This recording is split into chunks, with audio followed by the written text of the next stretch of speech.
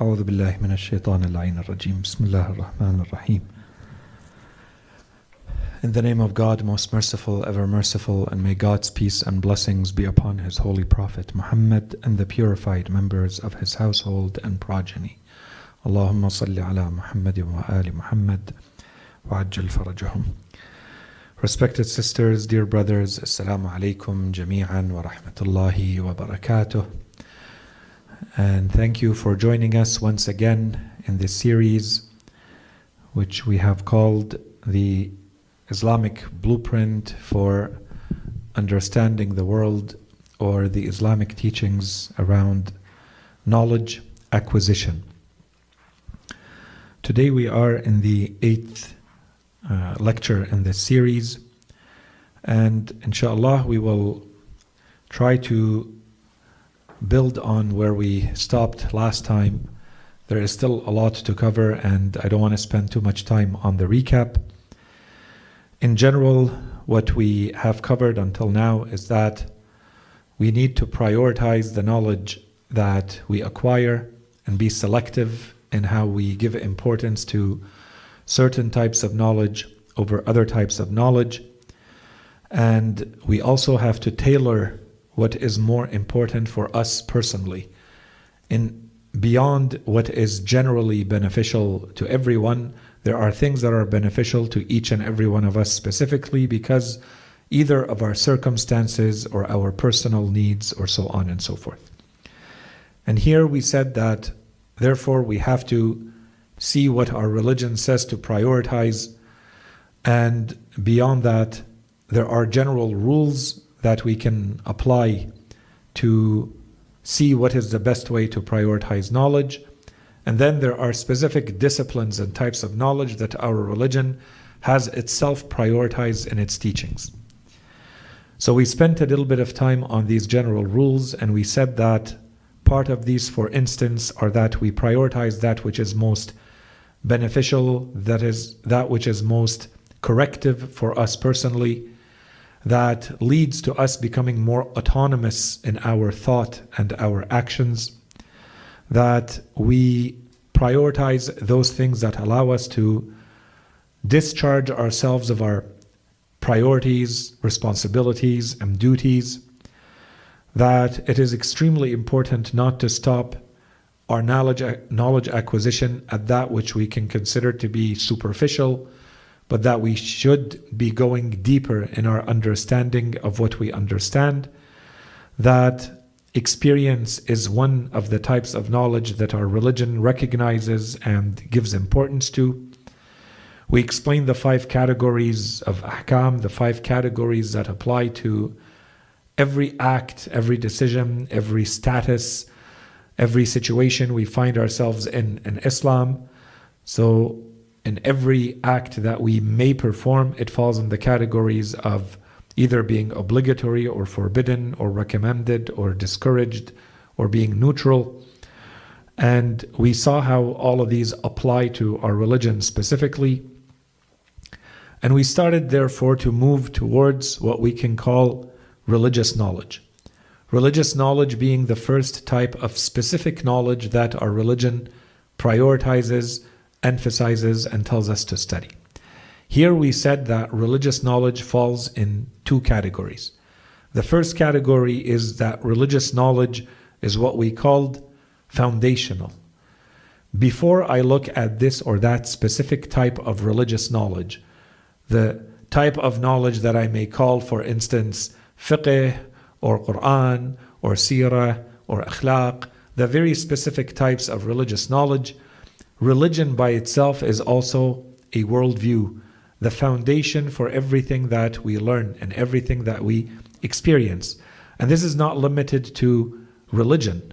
This is something that every thinker and every philosopher who has looked at these types of questions related to knowledge and how we build our worldview has reached the conclusion that human beings need a worldview.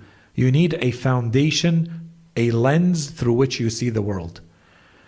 That lens does not need to be religion, but religion is certainly one such lens, that everything that you experience, everything that you learn, everything that you could think about goes through a worldview, a foundational piece of knowledge, and this is going to even lead to who you truly are, how you define yourself, how you understand your identity, how you understand your relationship with the world, with others, with knowledge, with God, and so on and so forth. And so in this case, if religion is going to be your foundational piece, then we have to understand some of the texts and some of the ways of understanding religion in this way. Not all religion is going to fit specifically into one of the tiny, small categories within religious knowledge. A lot of religious knowledge is going to be at the foundational level. This is the way through which you are going to experience life, understand life, and so on and so forth. And then after that, you start to fall in the categories, the specific, the disciplinary categories of religious knowledge. And this could be, for instance, Islamic law. This could be, the types of knowledge or the sciences of the Holy Quran, for instance, Islamic history, ethics and morality, philosophy, anything else that you may call Islamic something. These become the disciplinary ways of understanding your religion, analyzing the types of knowledge and categorizing them in a specific way. These would be specific disciplinary types of knowledge. But before getting there, we have to also understand that there is a reason why we say we start with religious knowledge. Before I see what else our religion says we should be prioritizing and studying, we should start with religion, because religion is the foundational piece of knowledge or our worldview. And so we mentioned, for instance, how Immanuel Kant, Edmund Husserl, Sellers, John Dewey, Alasdair MacIntyre, Charles Taylor, some of the philosophers who have looked at these questions in philosophy called epistemological questions, questions of the theory of knowledge, what we can learn, what we should learn, how we should learn it, how it impacts the rest of what we learn. All of these philosophers have concluded the same thing, which is human beings need a foundational piece at the epistemological level, at the knowledge level, through which everything is experienced, everything is learned, everything is given meaning, everything is experienced in their lives. For us, if we are believers, then we say this is religion. For others, it may be something else. For us, it is religion. And most people, unless they think about these questions in this targeted, focused way, they may not be aware that they have a foundational piece. They may not even have a coherent worldview, a worldview where everything actually makes sense. Things are in cohesion. They are not in contradiction within their worldview. This is what we believe our religion gives us. Not only is it a worldview among other worldviews, we believe it is the only worldview that can give you a complete worldview for the fullness of human experience. This is a very different way of understanding what religion can provide as opposed to any other worldview. In any case, so all of this we covered until now. Then we quickly spoke about some of the more recent trends in Islamic law and some of the scholarship in Islamic theory looking at Islamic law or the philosophy of Islamic law and how it has been prioritizing increasingly priorities. So different ways, different aspects, different currents and movements, all of them leading to focusing on identifying, determining what are the priorities within religion, within Islamic law, within every verdict. What are the priorities? How do I determine what the priorities are? How do I ensure that all of the teachings in religion are in harmony and balance with each other? How do I identify what is the greater interest, the smaller interest, the greater harm, the smaller harm? And I do this calculation to give priority to the right thing over other things. How do I determine that? How does that play and have basically a domino effect, a downstream effect on every other category or verdict of Islamic teachings? And so we mentioned 4 recent trends in Islamic scholarship. Fiqh al-Maqasid. So this is the fiqh that is perhaps the most popular among these, that tries to specialize and focus on the higher objectives of religion and tries to reinterpret everything in religion as being a derived out of, so a derivative of, and leading back to the highest objectives and principles within religion. And we said here the scholars differ on whether these are perhaps 5 or 7 or more or less. Fiqhul muwazanat, so this is the Islamic jurisprudence or the philosophy of law that focuses on balancing between different priorities, giving them different weight, different values. Fiqhul awlawiyat, this is the fiqh that tries to determine what comes before something else. What takes precedence? What is more of a priority over something else? And then finally, fiqhul maslaha. What are the greater interests and therefore harms? And how do I weigh them appropriately, give the right value to each, so that when I make my verdict, when I reach my conclusion religiously, I have given the proper weight to every type of issue and problem and question I am addressing.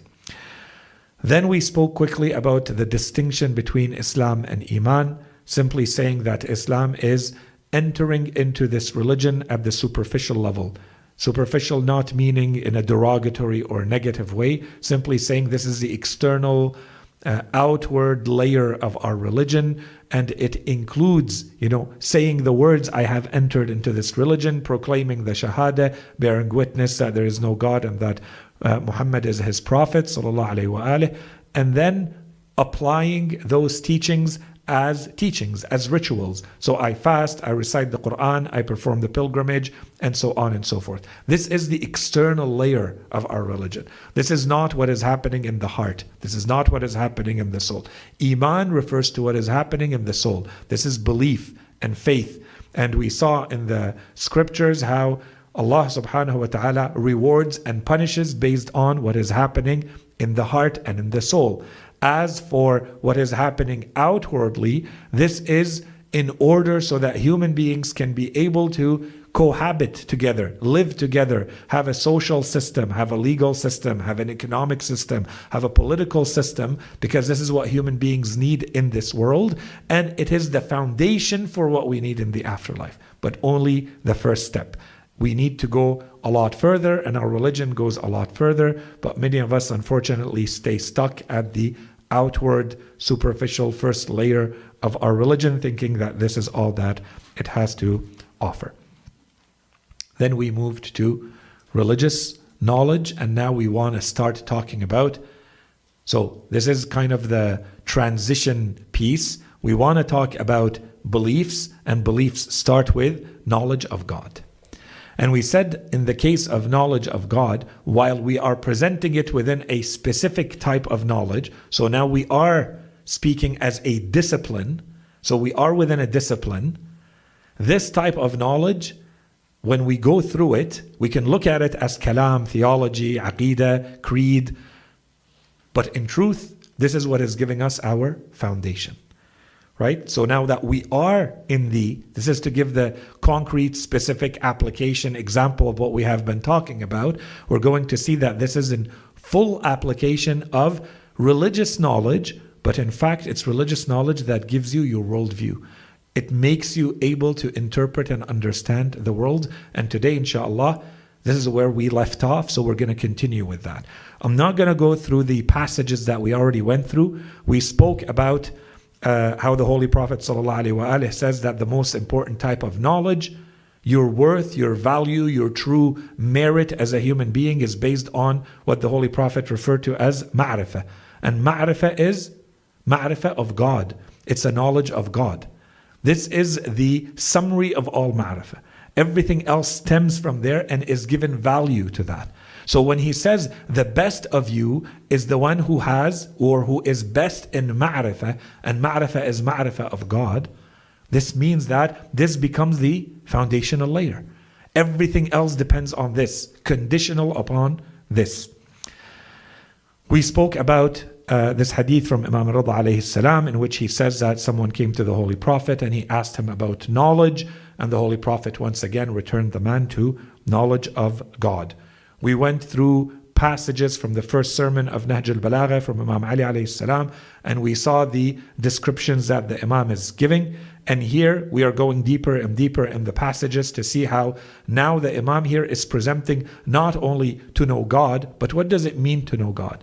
So one, you have to know that there is a God, okay, so you believe in, so believing is already one layer further. You believe in this idea, this notion, this concept of God, but then you have to go a lot further in defining it for yourself. What does God mean to you? And here we gave one passage from Imam Ali alayhi salam. That's the reason we went into those details. Because that passage, Imam Ali alayhi salam is going quite far in making sure we have a specific type of definition of God as opposed to another. And we talked about this to say that a lot of what has happened in humanity is not that human beings have said there is no God. A lot of the differences between human beings is that they have had a different notion of what that God is. It's one thing to say God exists or not, is another to say, what God are we talking about? What are the attributes of that God? How are you defining God? And the example I always use is it the old man with the big white beard in the clouds? Is that your God? Because if that's your notion of God, this will be the foundational piece. This will lead you somewhere very different than the God I believe in, who is absolute, who is transcendent, who is infinite in an absolute way. This is a very different notion. This is a very different notion than, for instance, what the Quran says, لَيْسَ كَمِثْلِهِ شَيْءٍ. There is nothing like him. So everything that I think of that is perhaps like something I know in this world, the Quran is telling me there's a general principle. This is not God you're thinking about. God is beyond that. God is transcendent. You're thinking about immanent things, things that are accessible to you. They're material, they're limited, they're temporal. They have a beginning and an end. They have dimensions, and so on and so forth. Okay, so we went through these passages to reach and end with these conclusions. Without going into detail here, if we wanted to, and we had a lot more time in this series, then we would go in the details of when we say, therefore, we have to know God. If the first type of knowledge our religion says to go learn is knowledge of God, how do I learn about God? So in short, our religion says there are 3 ways to know God. You can consider each one of them independent, or you can say that they build on each other to have the fullness of the picture. So the first way, the simplest, most accessible, easiest way to know about God is to know about the world. Because the world is considered to be a sign of God, a trace of God, an output, a product of God. Just like when we say, for instance, I want to understand who a certain author is, I may study their works. Their works are going to give me an idea of who this person is. What is their intelligence? What is their ability? How do they think? How do they write? It's going to give me some of their traits, some of their characteristics. And this applies to everyone and everything in life. When someone designs something, it is a representation of who they are. Especially when you say that this is a creation of. This world is a creation of God. And that's why we see so much insistence, and we will come back to this later in the series. Why does the Quran say, go study the world? It's not a choice. This is not a luxury. The Quran is saying this is one of the best ways to get to know God. Go study the world. The better you understand the world, the complexity, the accuracy, how it is put together, you better understand that God has wisdom, that God has power, that God has knowledge, that God has mercy, because you're going to encounter this in the world. It's one thing to think about these things in an abstract way. It's another to see examples, applications, instances, occurrences of these things in the world. So when you encounter them, it starts to make it real for you because you're experiencing these things. And you're going to say they have to come from somewhere. Someone created these and created these in this way and created them in a way that is understandable to me. And this brings us to the self. That our religion says, study your own self, understand your own self, get to know your own self. The better you know yourself, the better you will know your God, your Lord. And we will come back to that perhaps later in the series, depending on the time we have. I think this is a hadith or a few hadith very worth at least commenting on quickly. من عرف نفسه عرف ربه أعرفكم بنفسه أعرفكم بربه, and so on and so forth. The one who knows his self the best or the most knows their Lord the most. Why? How? What is contained in this self that it leads me back to God directly? In any case, so that's the self, and then you have the scriptures. So another way to study God, if you have truly reached a conclusion that what you are looking at is a scripture, this is God telling you about himself, then this is a valid, easy way to understand who God is, to have knowledge of God. God is telling you, this is who I am. This is how I will help you understand who I am. So the scripture itself, I can look at the world and study it by itself. I can look at myself and study myself by itself. And I can study scripture directly. I can study the Holy Quran. I can study the ahadith to see what do they say about God. And of course, I can combine all of these. And combining them is going to give me the most complete picture, the best understanding that I can of God. Are there other ways? There are, but we keep them to another time. These are the main ones. So this is where we left things off. Inshallah, today I want to complete this. So first, what do we mean when we say that knowledge of God is foundational? So first, to use now a slightly more secular philosophical language. First, it's called the interpretive horizon. I think horizon is clear to us. We know what a horizon is. When you look afar, you see a certain line. This is the furthest point here that you can see when you look at the world. This is your horizon. How far can you go with your sight? This is your horizon. An interpretive horizon is this idea applied to how far can we go when we understand things in the world.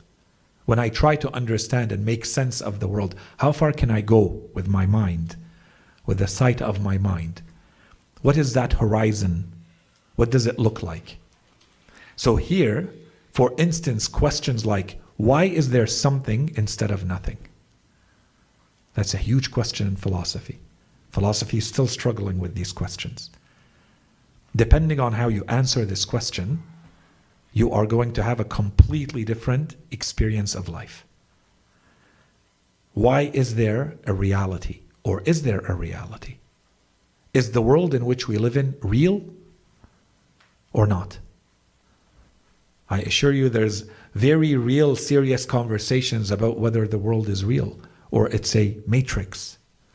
It's all an illusion. You have to be able to resolve these questions before you build your worldview. And if you stay in a state of limbo here and you don't have an answer to these questions, you will never have a worldview. And you will not be able to commit one way or another in your life. How am I supposed to live? Am I supposed to live in a specific way or not? If it's all a hallucination and an illusion, why bother? Is everything in this world, is it intentional or is it an accident? Is it supposed to be this way? Or did it randomly get to this state? And then, me personally, why am I here? But I can't get to this question, let alone answer this question, before I resolve the questions before. Where did I come from? Where am I going? And what am I doing here? And then the answers to these questions become your foundation for things like, do you believe in ethics? Do you believe in morality? Is there right and wrong, good and bad, or not? Well, it depends. What did you answer to these questions first? If you want to have a political theory, if you want to believe in something like science, if you want to say, I have an experience of something called reality, all of this depends on how you answer these questions first. So for instance, in Sources of the Self, Charles Taylor. Now you're going to see sometimes his name here and there. I've read a lot of Charles Taylor because he spent a lot of time focused on the philosophy of religion. He's a very old man now. He's written a lot. And he's a Canadian philosopher, by the way. So in Sources of the Self, inescapable framework that condition all moral and existential reasoning. He says that there are certain things that you have to figure out and they become your framework. And then everything else, these become the condition to what he says, all moral and existential reasoning. Any thought you have, any experience you have is going to go through this filter. That is your foundation. Dilti or diltai, worldviews. He is the one who talked about worldviews as what we are calling here total interpretive systems. Whatever you're interpreting, whatever you're trying to find meaning to is going through something. That something is your worldview. Then reconfigures the meaning of the self. So here we say religion is going to provide this answer, just like it did for the first one. Religion is going to give me my interpretive horizon. Religion is going to reconfigure the meaning of the self. So for instance, I believe, because I'm a believer, I have a theocentric worldview, so a worldview that has God in the center, theocentric. I believe that myself is received. It comes from somewhere. It comes from God. Not everybody believes that their self is received. And that's why in the existentialist currents and philosophies, they say the self is constructed. There is no such thing as the self that is given to you. You decide. Society decides. Biology decides what the self is. Nothing is received. Right? So, and not invented. I believe that myself is relational. It doesn't live in a vacuum. It's constantly in a relationship with. So in my case, I'm a believer in God. It's constantly in a relationship with God. And the relationship is that I'm a creature and He's a creator. I'm a servant and He's a Lord. That relationship never goes away. No matter what I experience, it is experienced with that in mind. And therefore, this is going to give me a moral order. There is a superior and an inferior. There's a top and a bottom. And this will mean that I have to act in a certain way. There is a right way to act and a wrong way to act. There is real good and real objective bad and evil. That's actually a thing outside of me. I'm not constructing this. And therefore, if that's all true, then I am accountable. I'm responsible for my actions. It means something if I decide to do right and wrong. If I to do justice or injustice, that means something. Therefore, I'm accountable. And I'm accountable beyond social factors, beyond genetic factors. It's not only because society said so, or I was raised in a certain way that something becomes right and wrong. Or I have a genetic predisposition that it becomes right and wrong. I'm more accountable as a human being than that. Or I don't believe in all of this, then I have to believe that the self is constructed. It's a construction. It could be something else. How I think, how I experience life, how, all of that is a construction. And it could have been something different. It just happens to be this now. Put me in a different context with different circumstances and myself will be something completely different. And there's no meaning and there's no direction.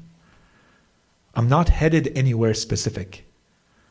Myself is completely aimless. There's no meaning to the self itself, that I have a self and that self is going in a specific direction. All of that goes away if it's not theocentric. More. It grounds ethics, and I spoke about this a couple of times. What is the ground for your ethics?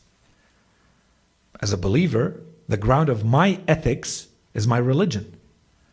That's one more way my religion is foundational.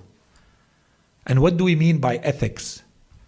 We mean that, do you believe that there is an objective right and wrong outside of you? Or is this something that human beings get together and agree on? Today we decide that theft is bad. Tomorrow we might decide, we vote on, for instance, that theft is good. Injustice is good or injustice is bad. Do we vote on that? Can we change our minds about it? Or do we say that it has an objective reality outside of us? If there is an objective reality outside of you, then it's not a construction. Where did that come from? Why am I wired in this way as a human being to think about this? I don't think animals are sitting together having these philosophical debates. We are. And if I do something and I know that it's wrong, I'm going to have to live with guilt. To us, are animals living with guilt? Does that notion come? And do we feel like they have an existential crisis around this? It doesn't seem so. We seem to be the ones stuck with this. The question is not that it's there. It's why is it there? Why do I have to think about this? Why am I wired in a way that makes me think about right and wrong? And what's the foundation of it? If it's not me, where is it? Where does the idea of right and wrong come from? What is the ground for my ethics? To me, it's very easy. I have religion. I am a believer in a theocentric world. A worldview that has God in the center. So God gives me one more way. He's foundational. It's the person who doesn't have God that has to explain to me, where does their ethics come from? If you don't believe in God, is it just because we agreed? Is it just because today we decided to make it into a law? Or do we believe that human beings intrinsically understand this?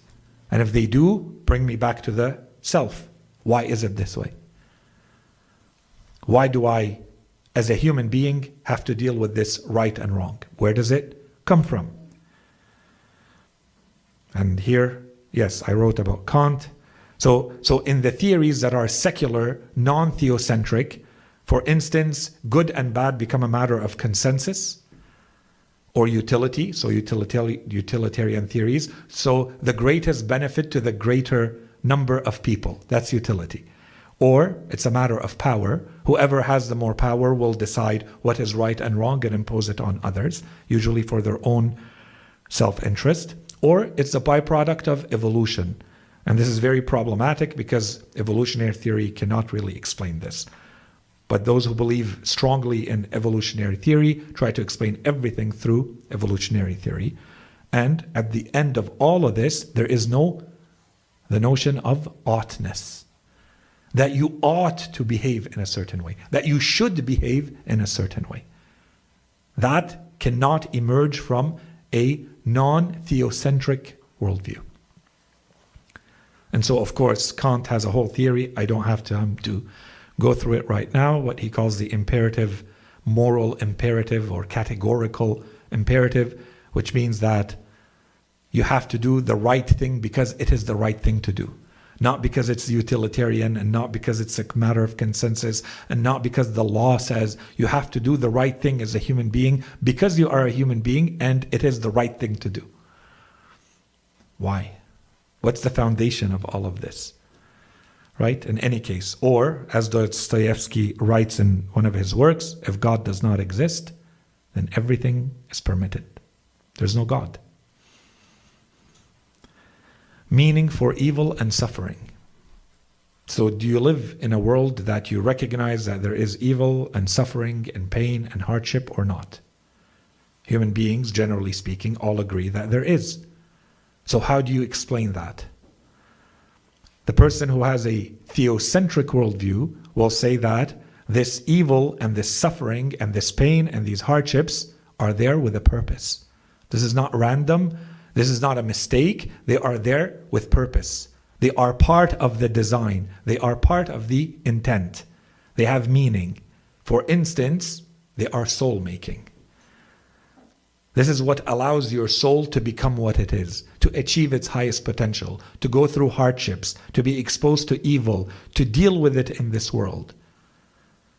This is a soul-making argument. And you believe in justice. You believe that justice will be restored, not in this world, in the next, but justice will be restored. This is a theocentric worldview. What if you don't have a theocentric worldview? Then you believe suffering is meaningless. It's just something that's there, and you have to go through it without any reason, randomly there. The consolation is merely psychological. If there is any consolation, if there are any ways to make it work, the consolation is that you trick yourself so that you can forget about it, overlook it, deal with it, because you're stuck with it. But it doesn't really have meaning. It doesn't have purpose. You can't really objectively explain it to yourself. And then finally, you reach the conclusion where, if you want to be truthful and honest with yourself about it, then your being and being itself is absurd. It's without meaning, which is what you find in Camus and other philosophers who have gone all the way there, right? Existentialism has various currents. Some of them believe in God, like Kierkegaard, and some of them don't go very far in the absurdity. They stop short, like Sartre, Jean-Paul Sartre, who will say, for instance, that we are atheists and the human being has to create their own reality, and however is your lived experience, that's your world. Nothing else matters. Your ideas don't matter. It's your lived experience. And then you have Albert Camus and others who go all the way and say that being itself is absurd. The absurdity of being. And the myth of Sisyphus, as I have spoken about in the past, is his work and his idea and his reference, right? That your existence is entirely absurd, meaningless, without purpose, without direction, and so on and so forth. And then, one more way that knowledge of God and theocentrism is foundational is knowledge itself. For me, as a believer in God, I believe that when I think and I have intellectual activity, when I look at the world, for instance, I'm trying to discover an intelligible order. I believe that there is an order outside of me placed in the world because the world has design and intelligence and wisdom and purpose and meaning. All I'm trying to do is to discover it. I believe there are laws that God has put in place in the world. My job is simply to go discover them. The more I work my mind intellectually, the better I am able to discover these laws. That's the world I live in. So truth, what is truth? It's conformity and realism. So that what is in my mind matches what is in reality. I believe there's an external reality and I'm trying to uncover it, and then what I have as an image in my mind matches that reality. So there's conformity. And finally, that there is coherence. All of these things actually make sense together. They don't contradict each other.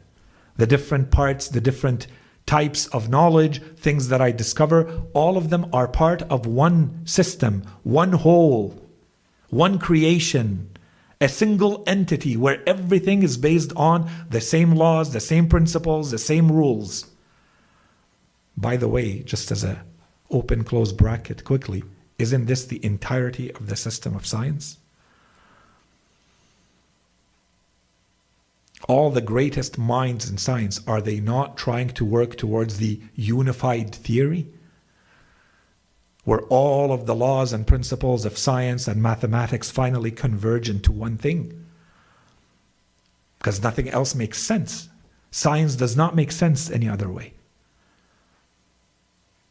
If you look at all of existence and you look at one piece of it and you start making sense of it with certain principles and laws, and then you look somewhere else and you come up with principles and laws to be able to understand and predict what's going on there, those two are in reality the same thing.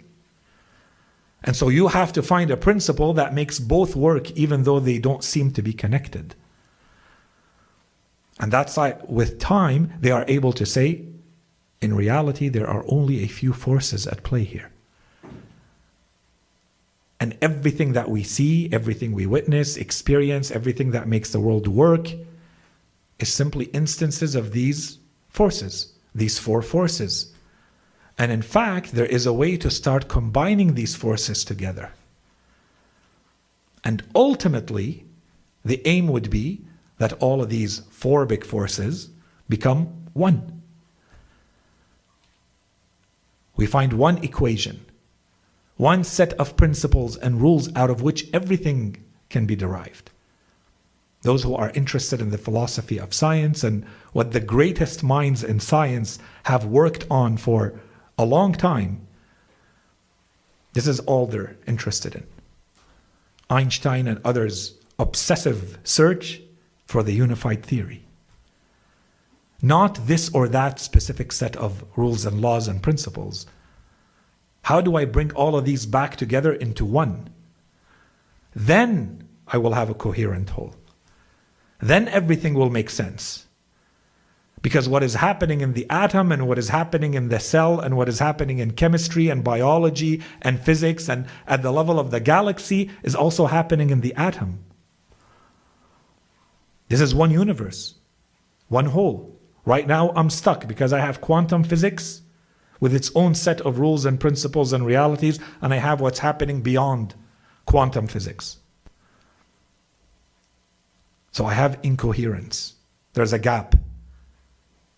But the true scientist says, and I have to find a way to bridge that gap because I know they are one. We live in the world where everything is one. I know they are one. My mind hasn't been able to discover it.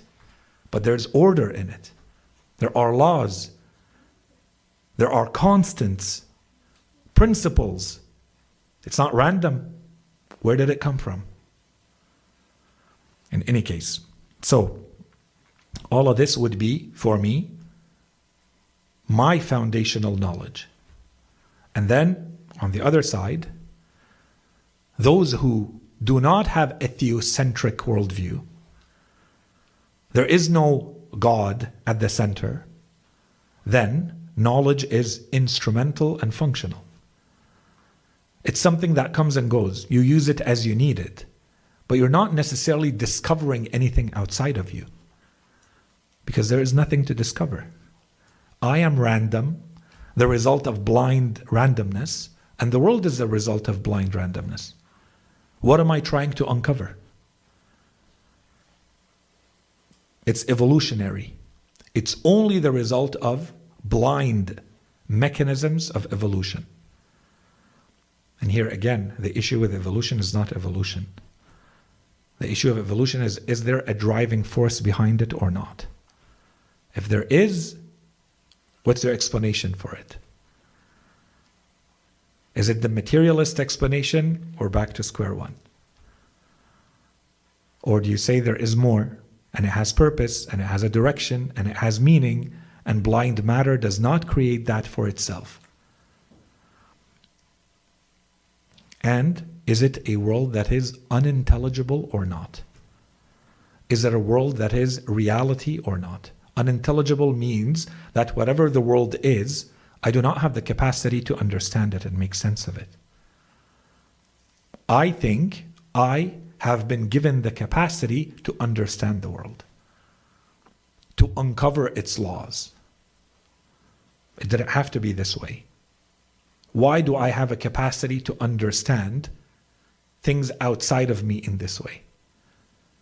To come up with this whole field we call math, and this whole field we call physics, this whole field we call biology. and the principles and laws and rules and constants behind each one of these. Why? Why can I make sense of this? Why can I uncover the order behind it? Where does this come from? So this is intelligibility. That I have the capacity to make sense of the world. I believe my way, my worldview, is the only one that allows me to say the world is intelligible. No one else is allowed, certainly not the atheist, certainly not the materialist, is allowed to say the world has order and I will be able to discover that order because it is intelligible to me and stay coherent. It's incoherence. It's a gigantic leap for them, philosophically, intellectually. They're not allowed to make that leap. I have the foundation that makes it valid for me. They don't. So it's an incoherence for them to say this.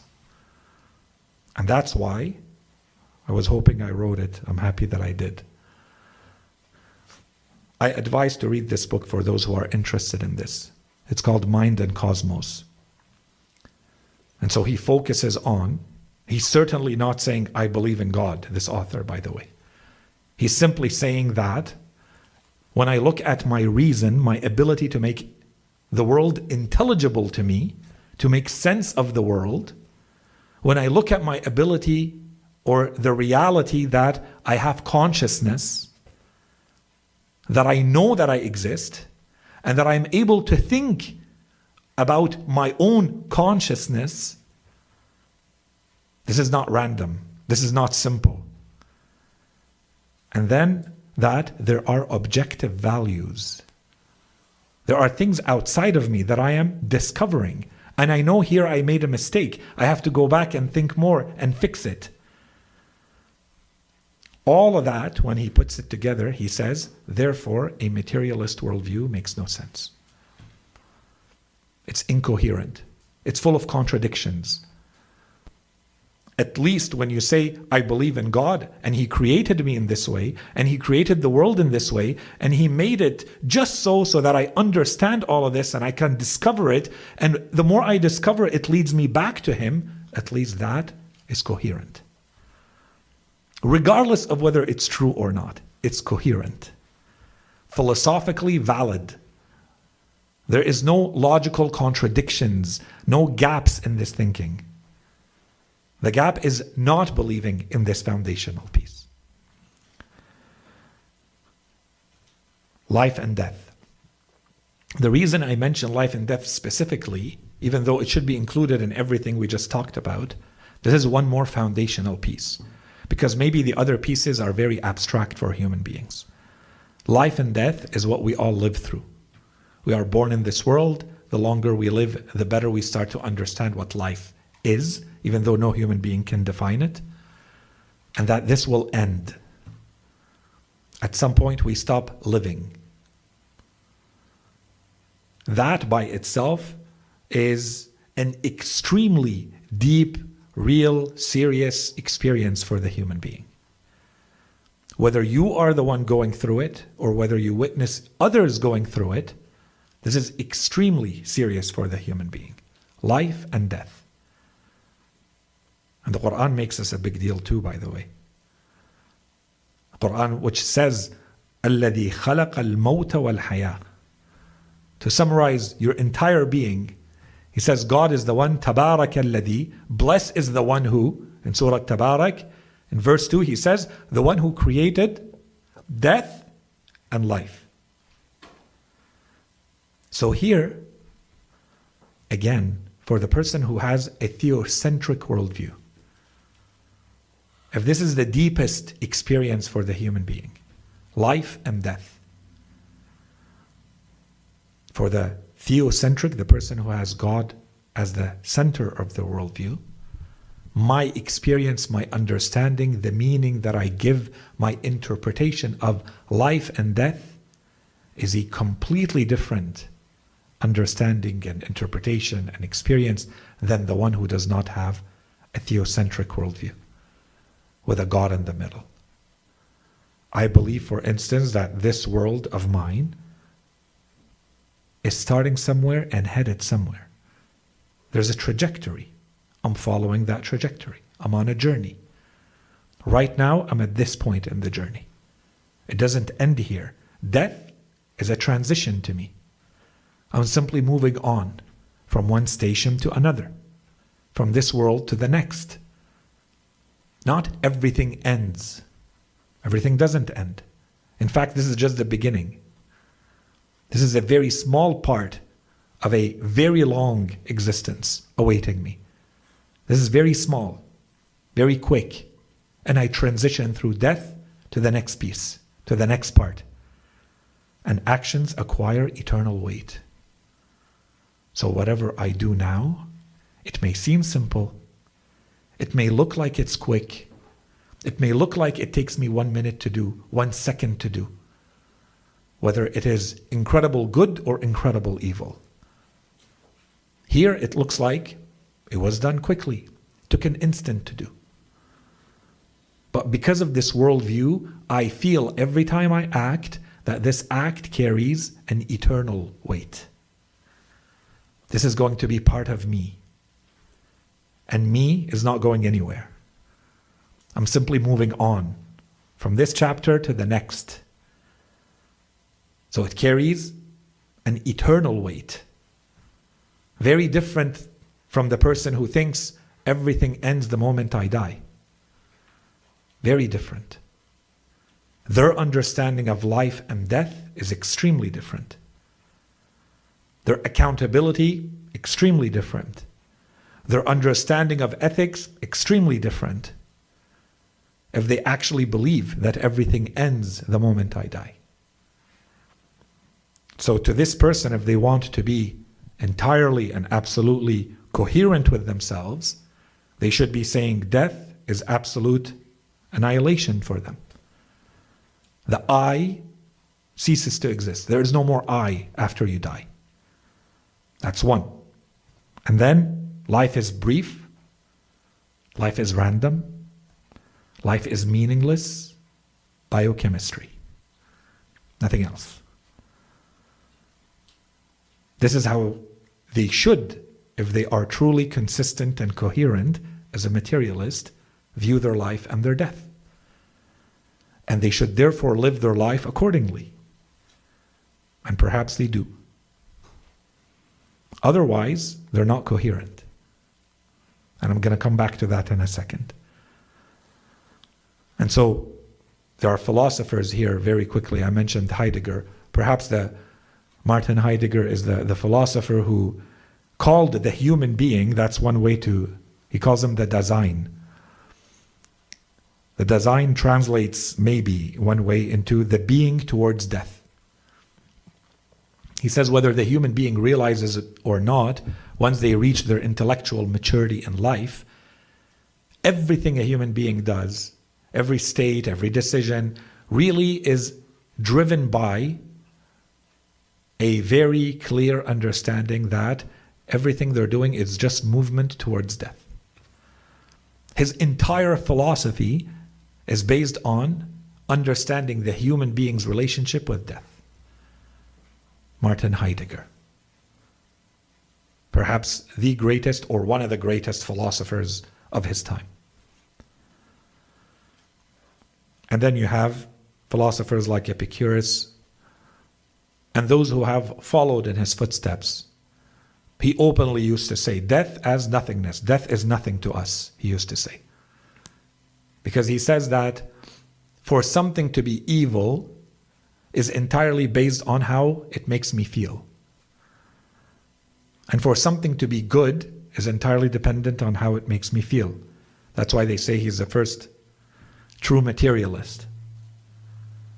Everything is how it makes me feel. So if death means I feel nothing, I no longer exist, then, he says, death is nothing to us. I don't need to worry about that. I won't be here to deal with it. When I die and everything ends. So death is nothing to us. So death is the absence of sensation and it cannot harm us. So all of this to say, when we say that religious knowledge is foundational, we're saying that your entire trajectory of being, all of your states, all of your experience, all of your knowledge, everything you could think of, whatever you think of, identity, ethics, purpose, suffering, knowledge, community, hope, is entirely defined by your worldview.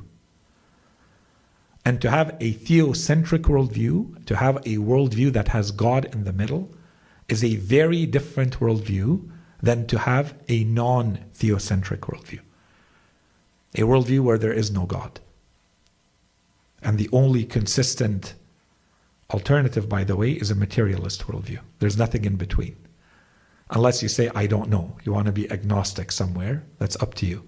Hopefully you'll know soon. You'll land somewhere. You can't keep living in limbo. You have to commit.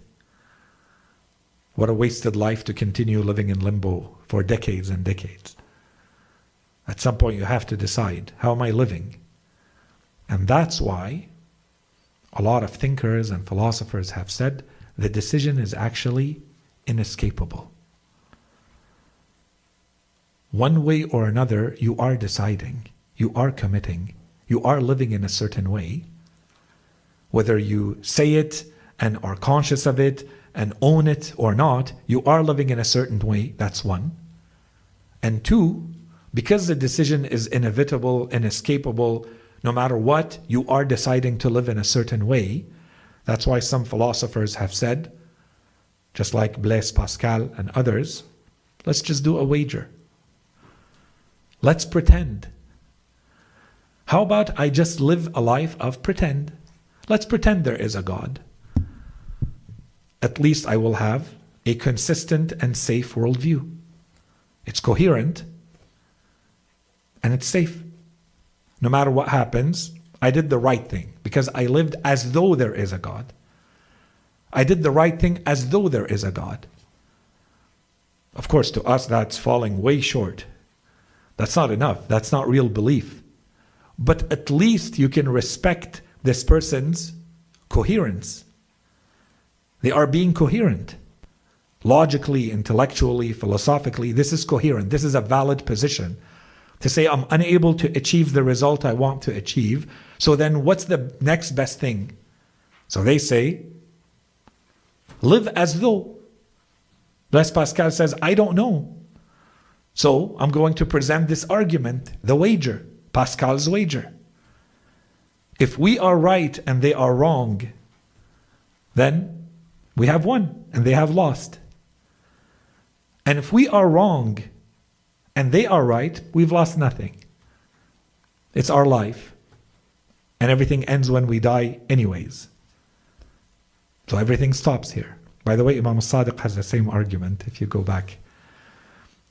Walking beside the Kaaba, the Zanadiq, the heretics used to come and the Imam gave this answer.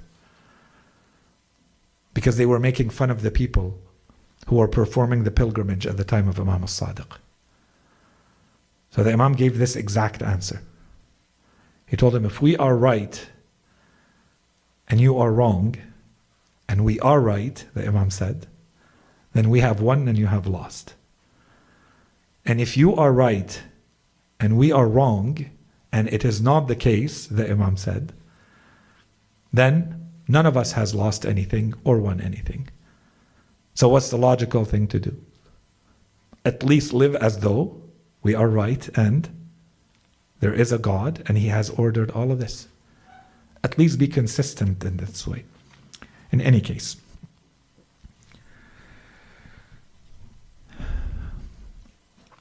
that wraps up the topic of the foundational understanding of religion.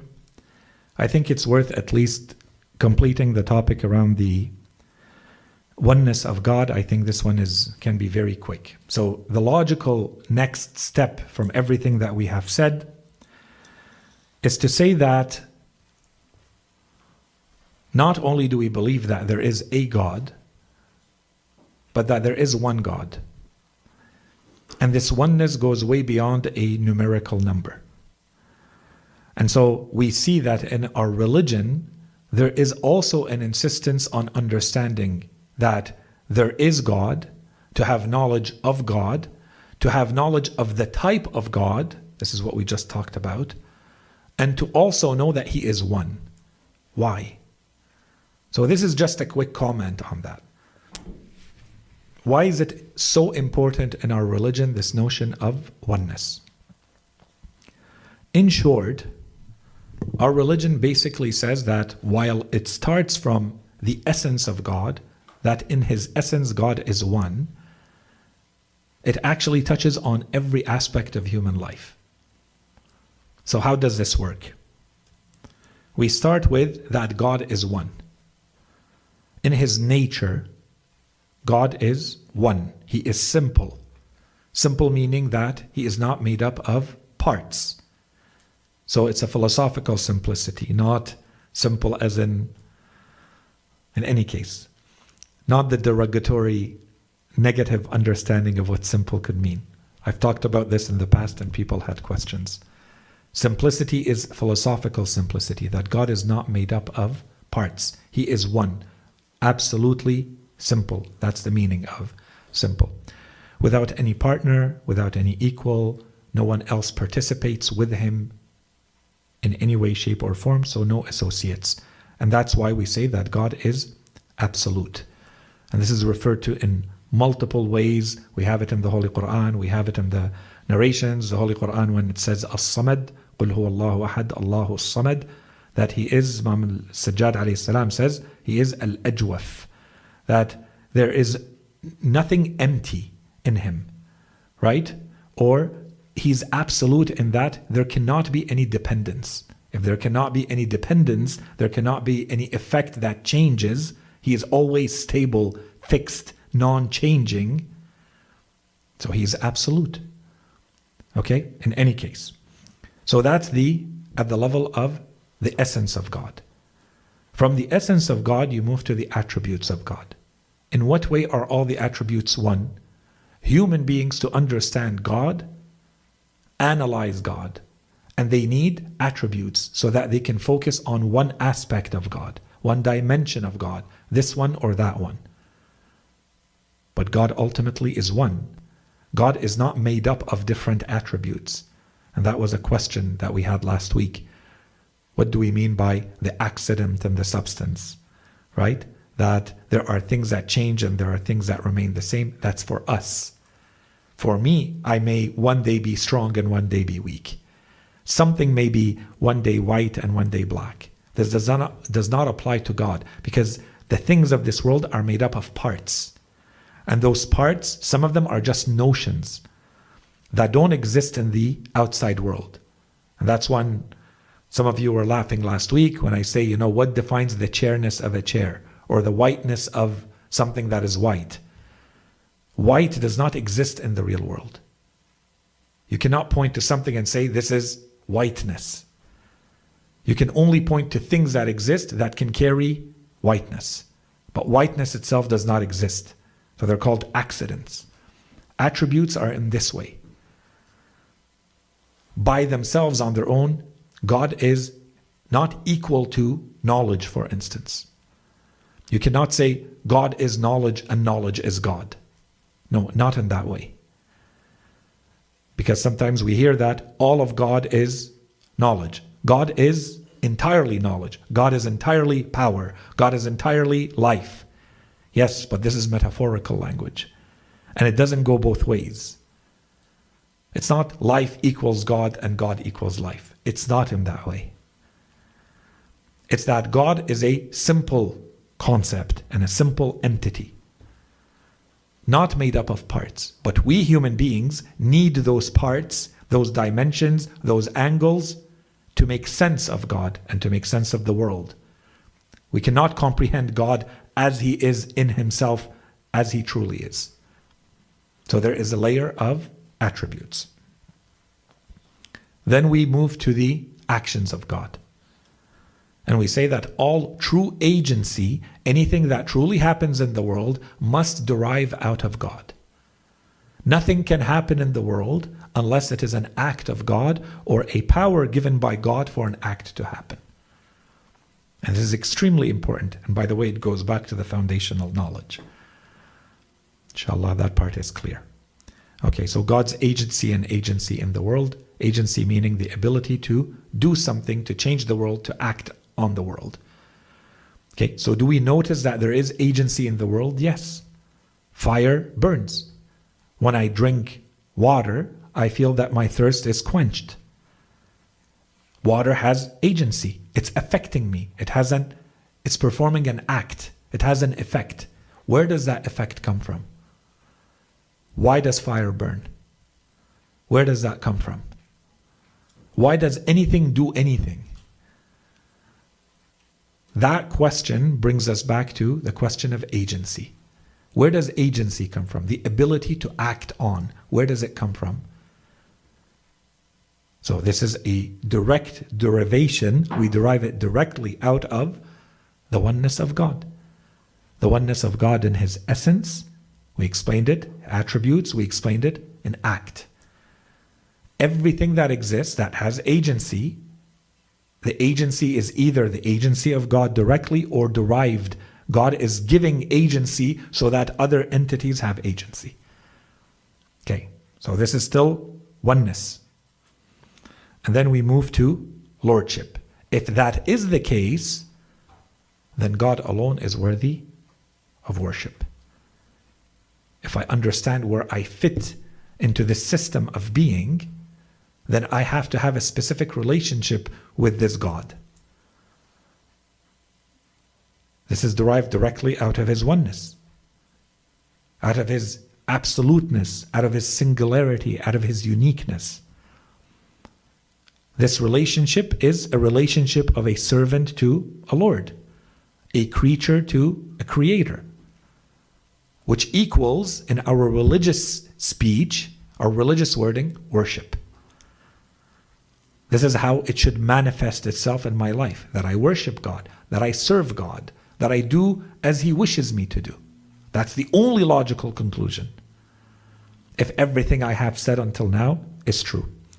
And so, of course, here is where we can go into a lot more detail, but I don't have time for this right now, to say, for instance, that He is a creator. That puts me in a specific relationship. When I say He is the sustainer, that puts me in a different relationship. When I say that God is the ultimate governor, that puts me in a different relationship. But all of these derive out of each other. So He gives life, He gives death, He decrees, He measures, He decides what happens in this world and how it happens and when it happens and to what extent and what volume and what intensity.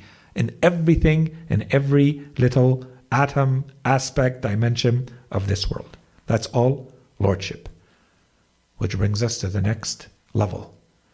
If that is the case, then God alone is the one who has true sovereignty.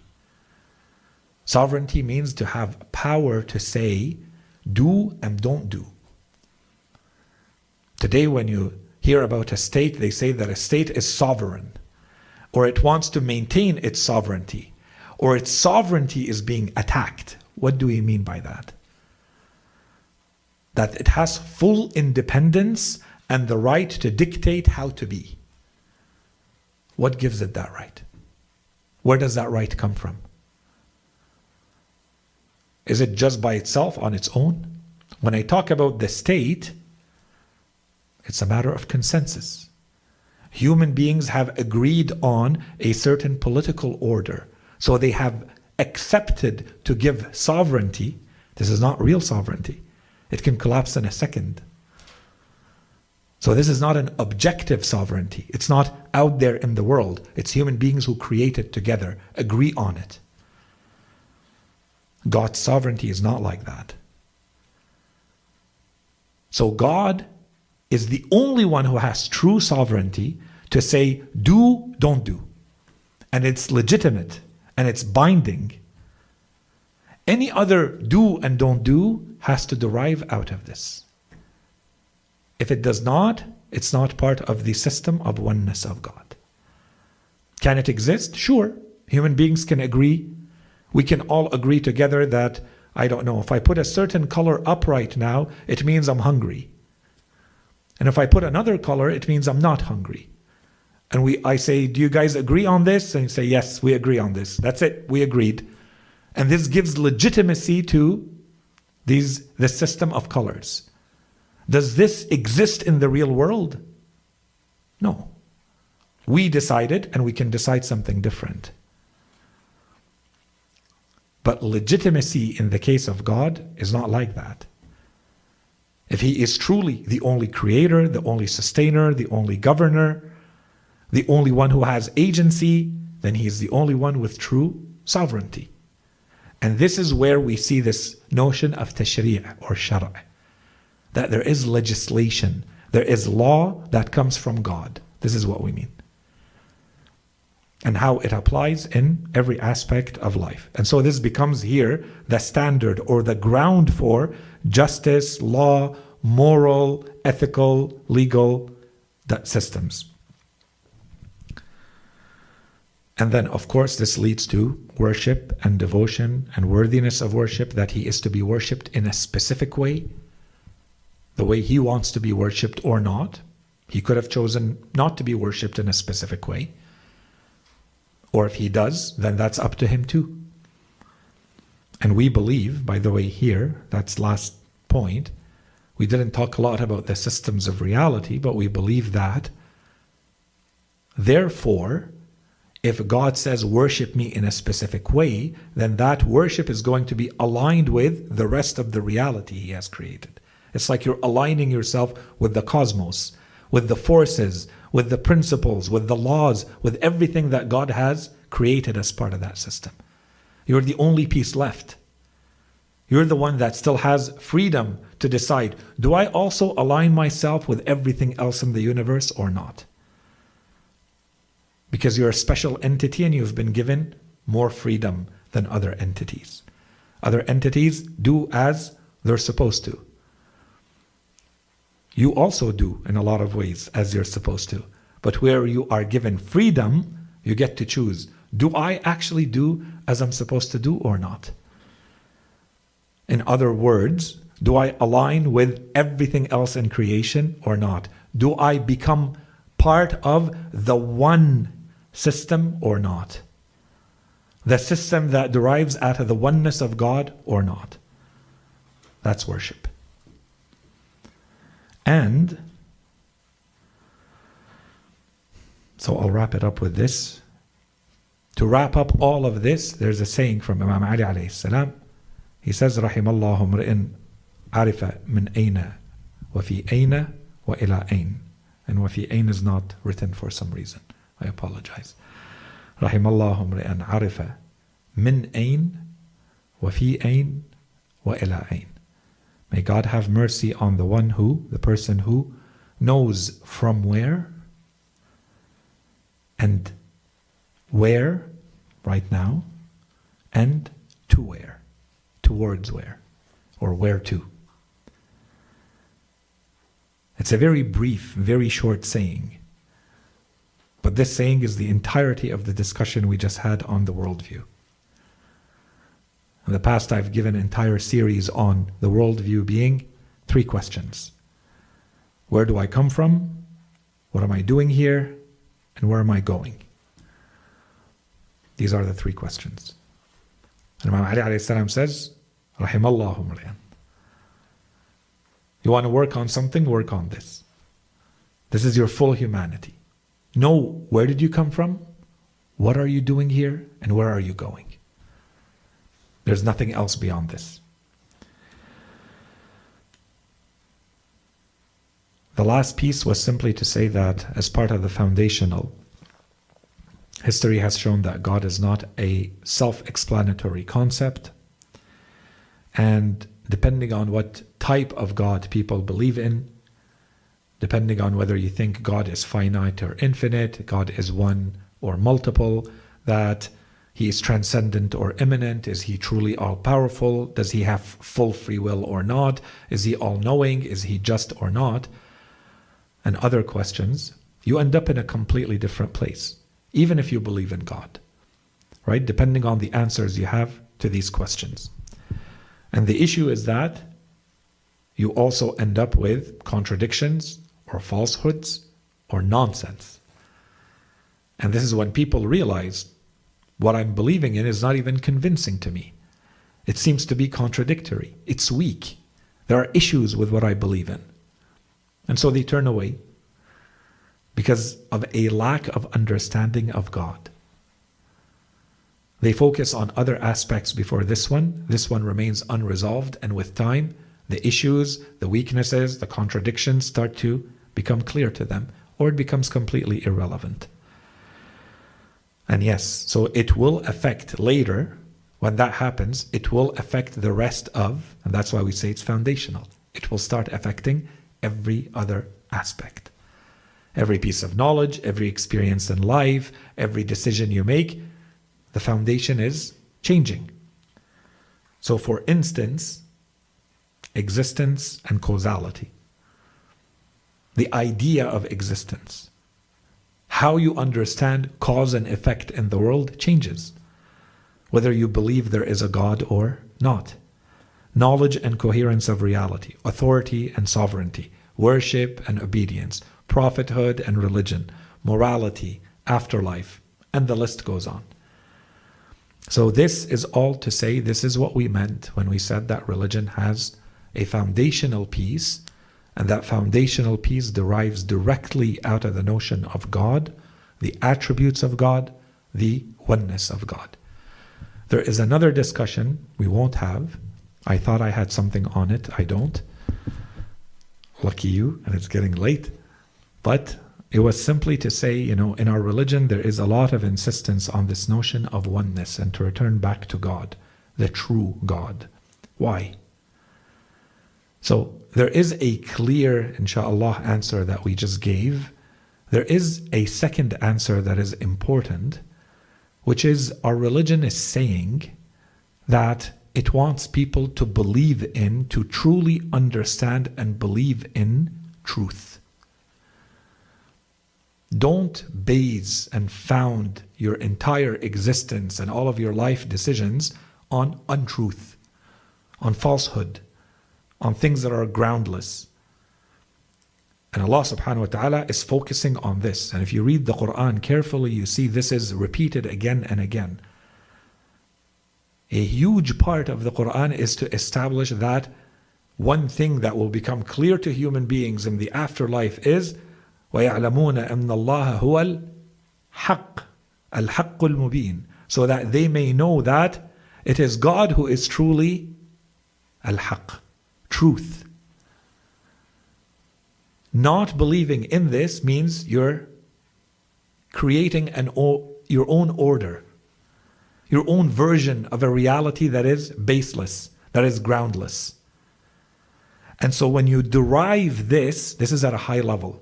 You may say, I don't care. What does that mean? Who cares? If you take that and apply it all the way to the layers of oneness that we just described, this also applies in your day-to-day life. You will create false idols for yourself. You will worship others. If you are not worshiping God, you are worshiping someone else. You are worshiping yourself, as the Quran says. أَفَرَأَيْتَ مَنِ اتَّخَذَ إِلَهَهُ هَوَاهُ. Have you seen the one who takes his own whims and desires as his own God? And you worship others. You do as they say. You follow them. Because you don't have that ground. Nothing forces you to say, this is not real for me. Your sovereignty is not true. There's something missing here. You can't impose that on me. I know where I stand. I know what truth is and what is not. Once you know this, you become unshakable. You know exactly where you stand in life. You know exactly where you're going in life. No matter what happens, you're steadfast. And this is what the Quran is trying to do. This is the importance of Tawheed. Yes, there is a abstract, deep, religious, philosophical layer to it, and there's a very real, practical component to it in our day-to-day lives too. It makes it for a very different kind of human being to understand these notions of Tawheed and to found your worldview on whether there is God with everything that we derived out of God or not. So inshallah, this is done, and then we move to the first, after the beliefs. I'm done with the beliefs. I think we already spent too much time on it. So we'll move to the knowledge of the Holy Quran and the Hadith starting the next time, inshallah, that we meet. وصلى الله على سيدنا محمد وعلى آله الطيبين الطاهرين.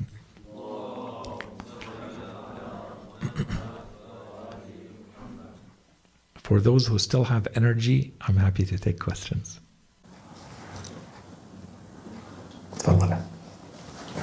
Sayid, I have a question about morality and a theocentric worldview. So the question is that obviously I understand that we take morals from God, but then it also seems that God also has a set of morals. So for example, he says that he's not above now for the servants. So it's as if he knows that Bolum is incorrect. So is our morals placed by him, or is he just directing us towards them? And if they're not placed by him, then what's the actual source of morals? And if they are placed by him, can he just decide overnight that actually no murder is actually a good thing, for example? Okay, excellent question. So where does our morality come from? And with the examples that you mentioned for God, the question you asked is basically a summary, I'm going to say, of half of the problems between the two biggest halves of Islamic schools, Al-Mu'tazila and Al-Asha'ira.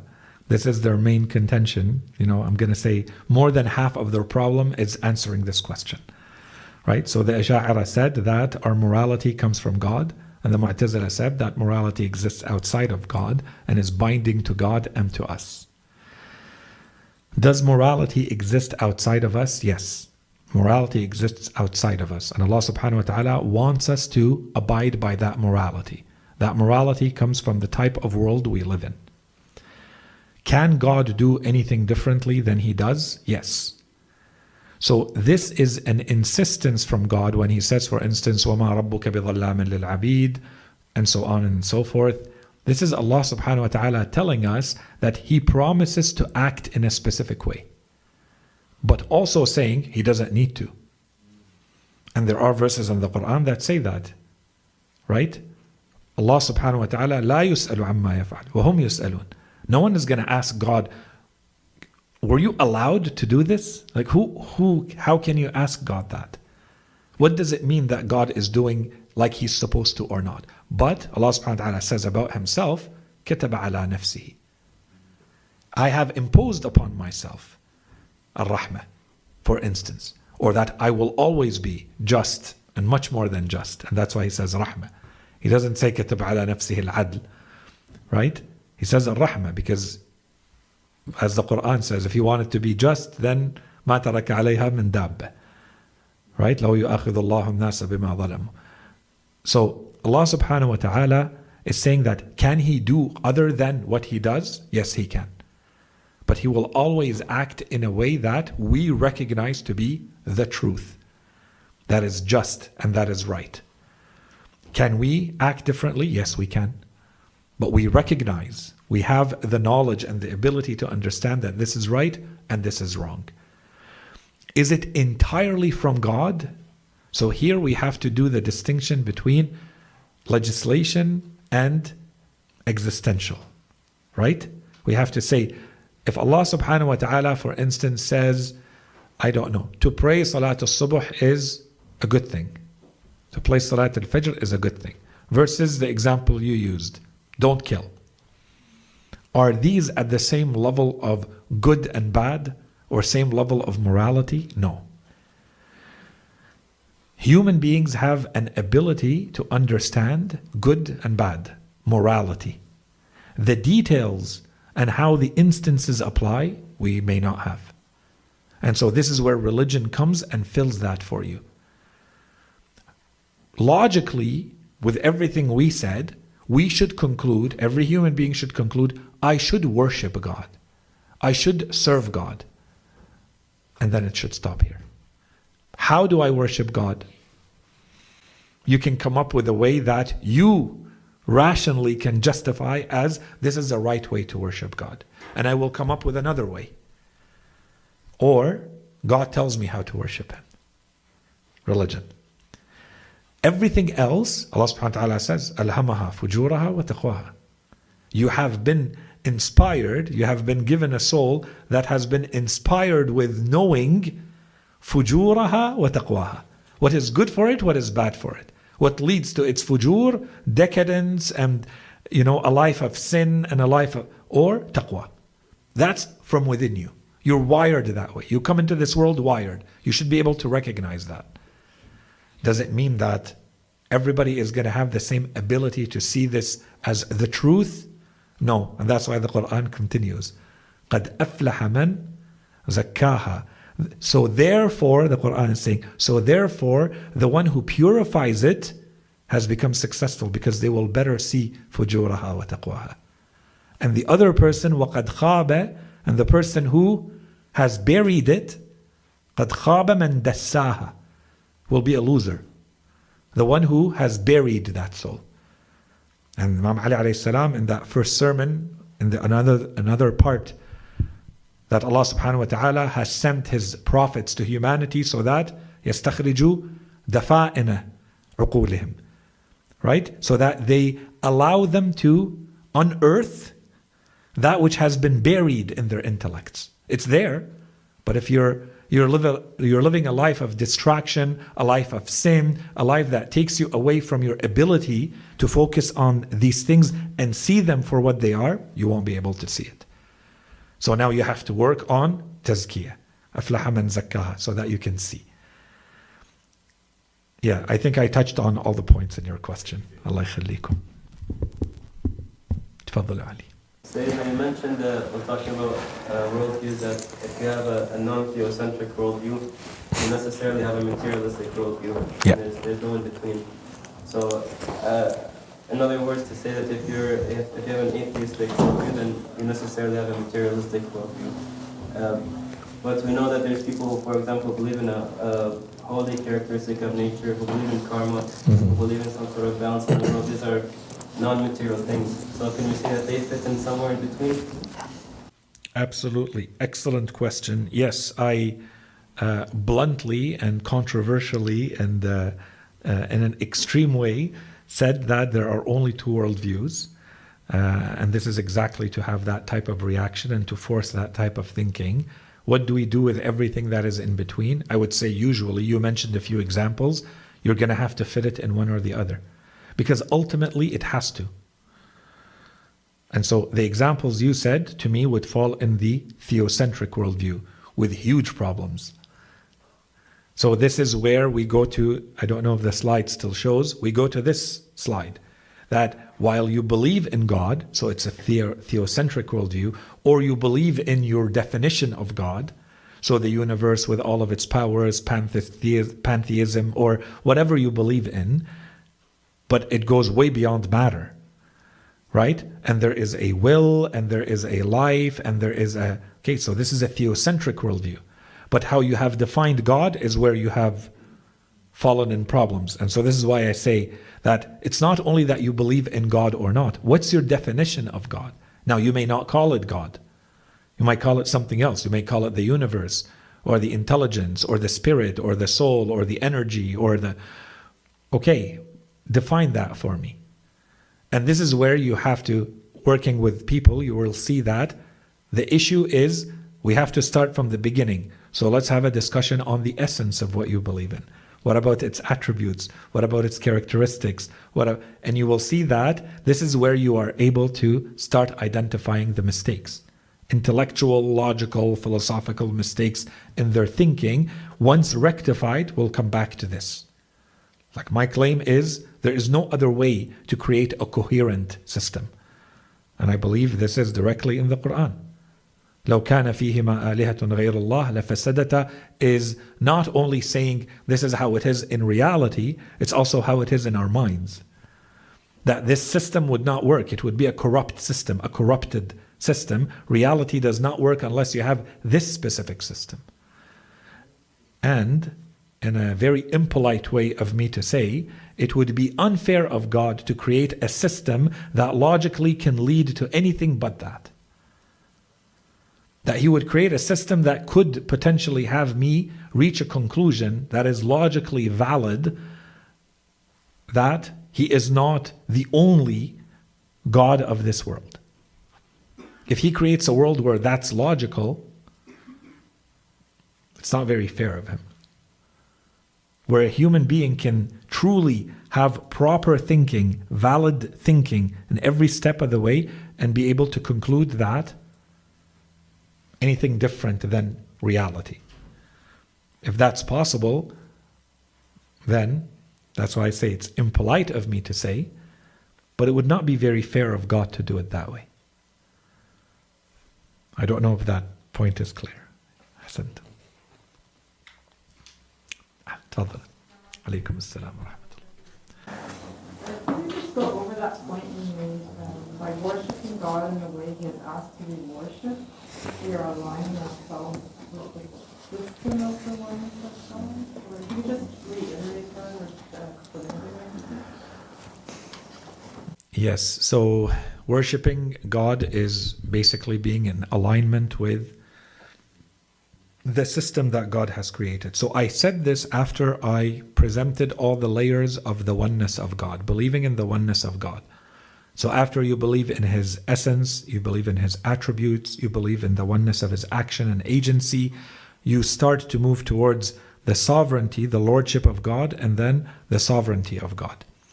This is when we start to get into the detailed discussion. So it starts with tashri'. So God alone is the one who is validly, legitimately allowed to say do and don't do. That's on His side. And therefore on our side, this produces what we call tawheed al-ta'a and tawheed al-ibadah. That therefore He alone is worthy of being accepted in worship and in obedience. So by the time I get to my worship, this is after I realize how God has created this world with everything in it, with all the systems in it, and so on and so forth. So I don't start with this point. I can't start with this point. I don't live in a vacuum, and my worship of God is not in emptiness. It's not in a vacuum. It's part of a system. Therefore, this logic forces me to see that all I'm doing when I'm worshiping God is realigning myself with the order that God has created. Okay? And this order has, at every layer, every time I peel a layer and I see the manifestation of the oneness of God, the tawheed of God through it, I see that my worship is going to align with that all the way back to, this is because of His oneness at the level of the essence. Right? So everything that I see, that I witness, that I experience in this world, but way beyond, is completely in alignment with, therefore I have to worship Him in this way. If I want to go in more detail, I have to worship Him in this way to realign with the occurrences, the instances of what exists in this world too. Every atom, every planet, every galaxy, every system, every principle, every law, so long as we believe these laws are truth, right? If it's science, then who knows? Maybe in the future they will be further adjusted, further modified. Whatever is the truth, I believe that if God is telling me, therefore do this, He's only asking me to align myself willingly with the alignment that He has already put in everything else that is not willingly. Right? The way everything else works, take as an example, the way the atom works, assuming that it is not out of will, to us it doesn't look like it's a matter of will. The Quran says that everything was given, presented with the option of accepting a covenant, and everything rejected it, including the heavens and the earth. But the human being accepted that covenant. What is that covenant? How are we different than everything else? We're different in our free will, and how much free will we have compared to everything else. The forces of electromagnetism apply in a way that wherever we look in the world, we see that nothing changes. They apply in the same exact way. Gravity works in the same exact way, assuming gravity is the way it is being presented today, and so on and so forth. The only difference when I look at the world is myself. That I may decide to act however I want. Everything else looks like it is acting exactly in the way that it's supposed to be acting, including myself and everything in my body. Everything is acting the way it's supposed to, no matter where I look. And we also think the Holy Quran is referring to this. Allah subhanahu wa ta'ala says in the Quran, look at the creation of God. فَارْجِعِ الْبَصَرِ. Look at the creation of God. Do you see any problems with it? Do you see any cracks? Do you see any contradictions? Do you see any weakness in it? No. The Quran, the next verse says, ثُمَّ ارْجِعِ الْبَصَرَ كَرَّتَيْنِ. No, look again. And look yet one more time. Like, look very thoroughly. Maybe you're going to find something. Do you see anything that is not working the way it's supposed to? No. Except you. Why? Because you have the freedom. You choose. Do I act in a specific way or in a different way? Do I align with everything else or not? That's what we meant by the alignment. تفضلوا. عليكم السلام ورحمة الله. We talked a little bit about how we can unknowingly create false idols. And so this kind of our question is directed on this. Would you sort of help categorize as acceptable and problematic ones? There would be like two areas where I would like categorize situations that I would see myself falling into, for example. So one being like not having the full view. For example, I'm waking up today so I can successfully do well in the exams that are coming up. So I can get a degree in the end, so I can get a job. Like, I'm not looking at the far objective. And the other being maybe like everything I'm doing is so I can earn money, I can have a good car, I can have a social status. So would you say those fall in the same category as creating false idols? And is God consciousness a criterion for Islam or in general? Ahsantum. So let me start with the first question, and then I'll ask you to elaborate a little bit on the second question.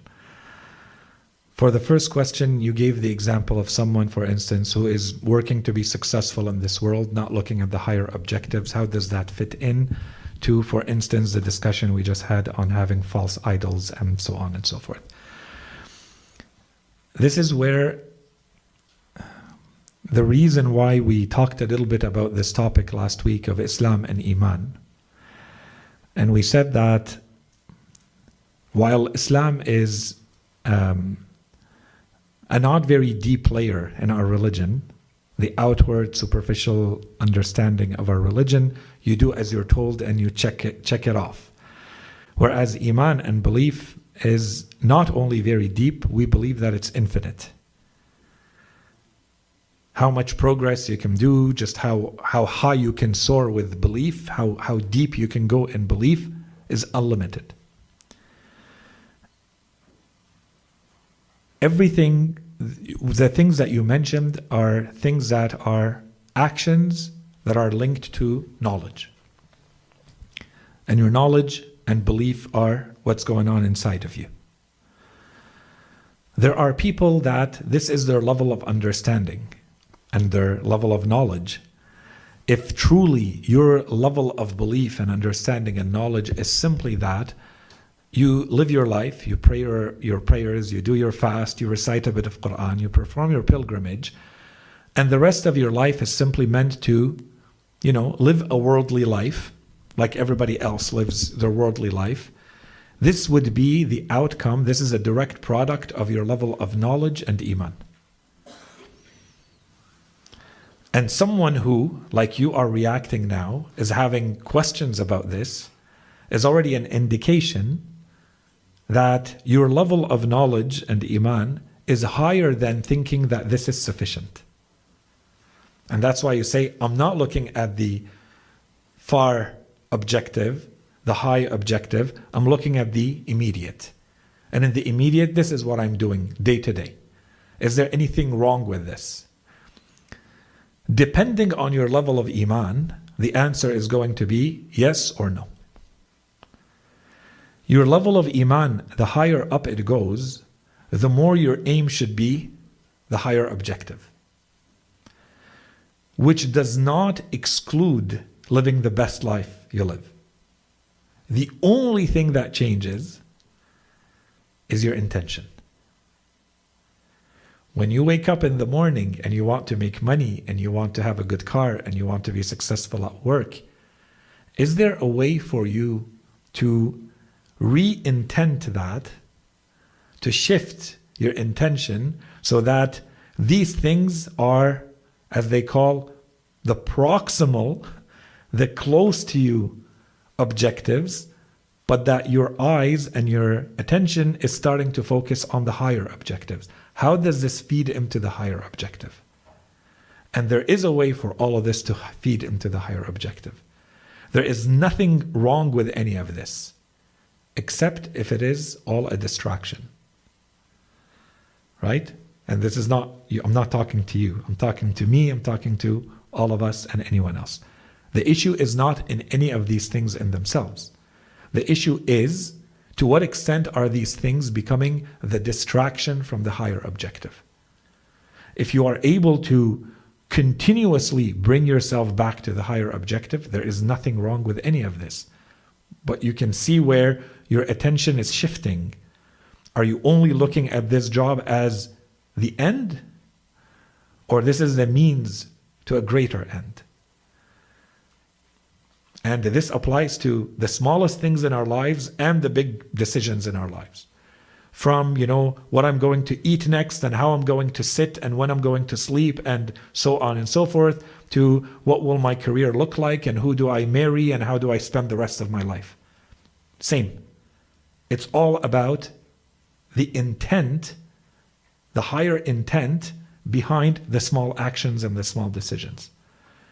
The question cannot just be, this person drives a very nice car.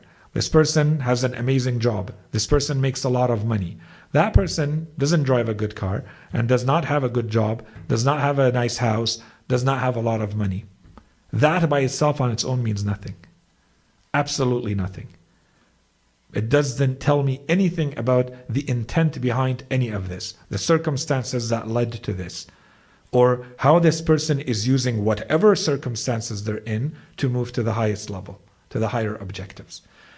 I gave a convoluted, abstract answer. Is it clear? Yeah, it is. I would just ask maybe for a little bit of elaboration on the idea of how we actually do create false idols in our lives, and some maybe examples, what we would consider that and what we would just consider a byproduct of the daily things we have to do. Yeah, so examples of creating false idols. The idol is, if I bring it to the discussion that I just had, if there is anything that imposes on you a certain way of living, and based on the discussion that we just had, it does not have true legitimacy, it falls somewhere under the false idols. If it may have a legitimacy that you don't recognize as being a legitimacy you follow, it has a social legitimacy. Okay, that's a factor. All of society agrees that, I don't know, there's a certification required to become an engineer and I want to become an engineer. Is there something legitimate here? Yes. Is it derived out of my belief in the divine? No. Okay, but there is a recognition that there's a social order and there's nothing wrong with that, and I'm working within that. Nothing wrong with that. If this becomes my be-all, end-all, and the end of my belief, yes, I'm making this into an idol. This is not an idol. I'm using a silly example, but I'm trying to make it real based on the things that you just said. Of course, this becomes a lot more problematic the moment we start to introduce things that touch values, ethics, morality, how I behave, how I decide in the world. Where does this come from? Is it coming from other people like me? Do they have legitimacy? What do they represent? Is it myself? Allah subhanahu wa ta'ala does not want that. He wants Him to be the only source. Right? So when I'm telling you, for instance, the social order, there's nothing wrong with it. Am I doing that for myself? No. Because my religion tells me, God tells me that the social order by itself is valid. So long as it is not doing anything wrong, social order is good. Money, wealth, success, reputation, all of it, amazing, good. Allah subhanahu wa ta'ala says, who is it that prohibited the good things that Allah subhanahu wa ta'ala has created? Right? قُلْ مَنْ حَرَّمَ زِينَةَ اللَّهِ الَّتِي. Allah subhanahu wa ta'ala says, there's nothing wrong with any of this. This is not making it into an idol. Why not? Live the best life you can live. No issue at all. But where's your attachment?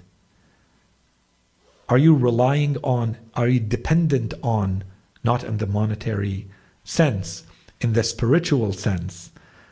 To what extent does this represent who you are? To what extent is this occupying your heart and your soul? This should be external circumstances. No issue with that. And this opens the door to a completely different discussion, but we see that a lot in our religion because you talked about this, so I mention it quickly. So therefore, why do we see this constant insistence and reminder, prophets, saints, imams, who were poor, who lived difficult lives? It seems out of choice. And we see that a lot in our scholars too. And many of them, okay, that's their circumstances. Others, it's by choice. Why? Because many of them think that it becomes a slippery slope. Once I open that door, I don't know how far I will keep going. How much time and effort and energy and love and heart from me this is going to take away from the things that I should perhaps care about a lot more.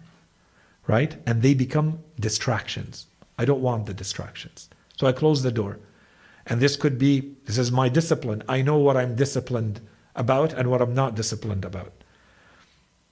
I work in an office and there are people who don't mind having chocolates outside of their doors because they have very good discipline. They're not interested in sweets. They're interested in chips and salty things.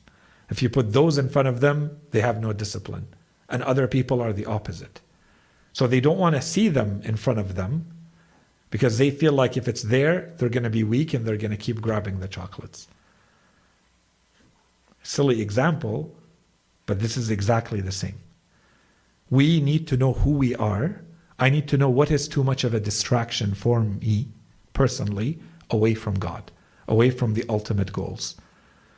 And this is where it becomes a slippery slope. Right? So, in any case, inshallah, I answered that question. Your second question had to do with God consciousness. Can you elaborate a little bit more on what you mean by how can we build greater God consciousness? The idea was that whether God-centric objectives in everything I do is a requirement in Islam or in Iman, or not, or like both, well, one or the other, or neither. So God consciousness in everything that I do. Yeah, consciousness of God-centricness. Yeah. Is it? No, absolutely not. But this is at the lowest level of Iman. It is not. The higher aim you have in Iman, the more God is supposed to be present to you at all times. Right? And there are many, many things to say here. I'll just use one example. There is a discussion that we have in the narrations, if I remember, between Abu Dhar and Salman, mentioned in the ahadith, and Salman asks Abu Dhar, how often do you think about death? Or, this is not how he asks it, this is my way of simplifying what he says. He tells him, what is your hope in life? So how long do you think you will live? When you make decisions, how far is your aim? To use a bit of the same wording you used. How far does your hope go? How long will you stay alive for, and therefore you make decisions based on that? So Abu Dhar told him, when I wake up in the morning, I have no hope that I will end the day. And when I sleep at night, I have no hope that I will wake up in the morning. That alone is enough, right? For us to think about. But then Abu Dhar asked Salman, and what about you, Salman? What is your hope in life? And Salman said, when the breath goes up, I have no hope that it goes down. And when the breath goes down, I don't have hope that it goes back up. This is the difference, one, and that's why we say Salman is at the highest level of faith of all the companions. But two, this is also an indication of how God is present in the life of this person. We don't think any of the two are exaggerating. We think that they are saying the truth. Okay, and this is an extremely high level of Iman. But there is a way for a human being to live in constant remembrance of God. God consciousness at all times. If you do not, are you, missing out? Yes. Because there's always more. Why are they achieving that level and you are not? Are you in sin? No, it's not a sin. You're missing out. Is it haram? Is it forbidden? No.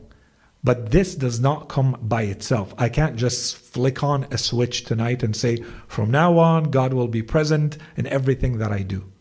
No, this is a direct outcome of my knowledge and my Iman. This is the natural conclusion of that. This is a natural product of that.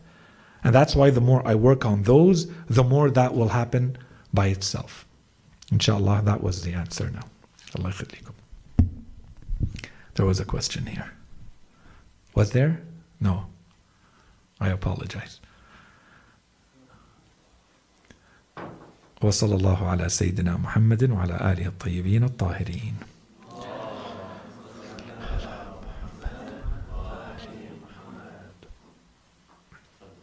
الله يخليك.